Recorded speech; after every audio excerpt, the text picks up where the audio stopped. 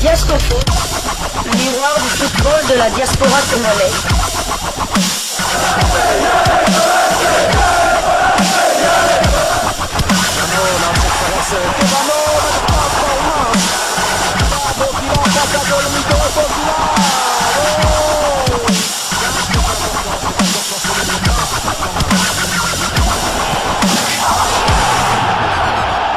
Diasco Foot, le miroir du football de la diaspora congolaise.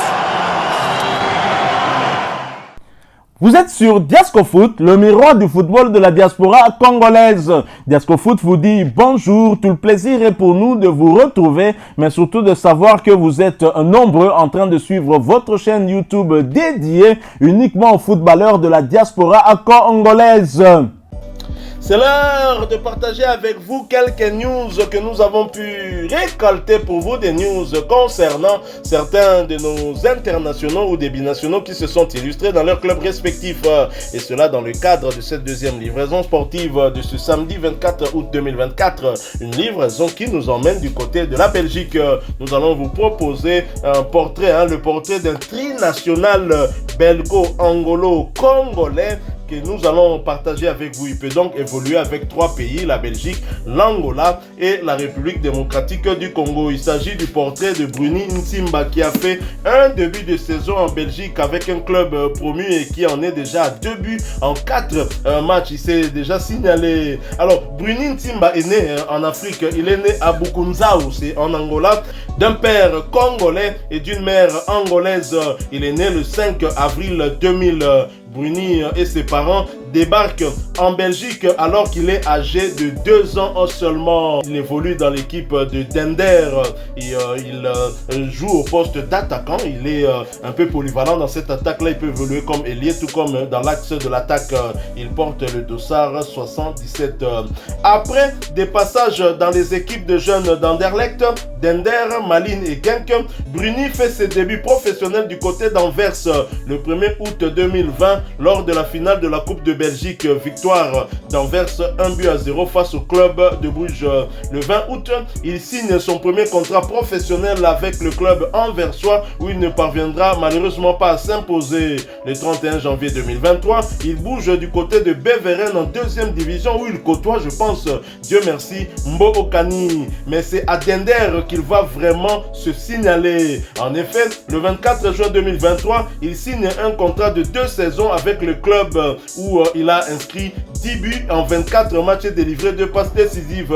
Début qui était plutôt important puisqu'ils vont largement contribuer à l'ascension du club de Dender en première division. Et en ces débuts de saison, il semble continuer sur sa lancée de la fin de saison passée puisqu'il est déjà à 2 buts inscrits lors des 4 premières journées du championnat. Lors des saisons 2020 à 2023 du côté d'Antwerp Anvers, donc il a fait 16 apparitions pour 1 but inscrit. 2023 avec Beveren, 11 matchs pour 3 buts inscrits. Et depuis 2023 du côté de Dender, il en est à 28 matchs avec 14 réalisations, ce qui est une très bonne chose.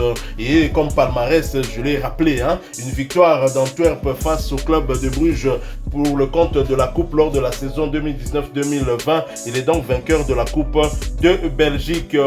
Sa valeur marchande actuelle est évaluée à 900 000 € par le site spécialisé Transfermarkt.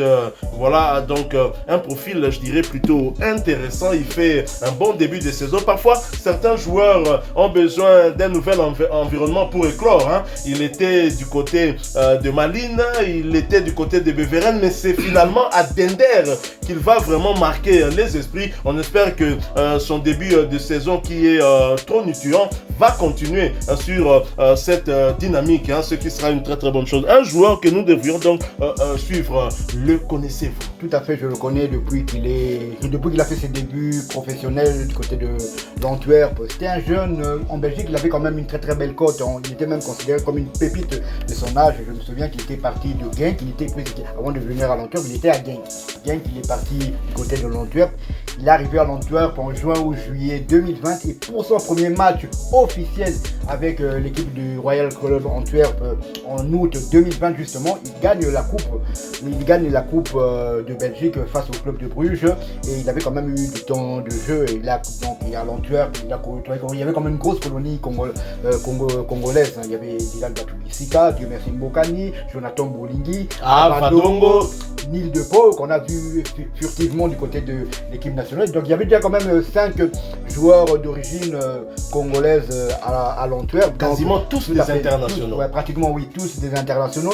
Et c'est vrai qu'il joue souvent comme attaquant. Mais vu qu'à l'Antwerp, il y avait Dieu merci Mbokani qui était aux avant-postes, déjà Jonathan Bolingi n'avait pas de minutes de jeu. Donc lui, lorsqu'il montait au jeu, c'était souvent pour jouer sur le côté gauche et de l'attaque. Et il a quand même donné quelques passes décisives, même notamment aussi à Dieu merci Mbokani. Et Dieu merci Mbokani qui va retrouver quand même du côté de Beveren. Et là aussi, vu que Mbokani était l'attaquant titulaire du côté de Beveren, il s'était aussi déporté vers le côté gauche. Mais je le dis, c'était un joueur qui avait un gros potentiel, mais malheureusement peut-être qu'il a eu du mal à franchir le palier des équipes de jeunes à l'Antwerp qui jouait la tête, en championnat de Belgique. Non seulement ils avaient gagné la Coupe de Belgique, mais l'Antwerp jouait pour une place en Ligue des Champions. Donc la marche était peut-être un peu haut.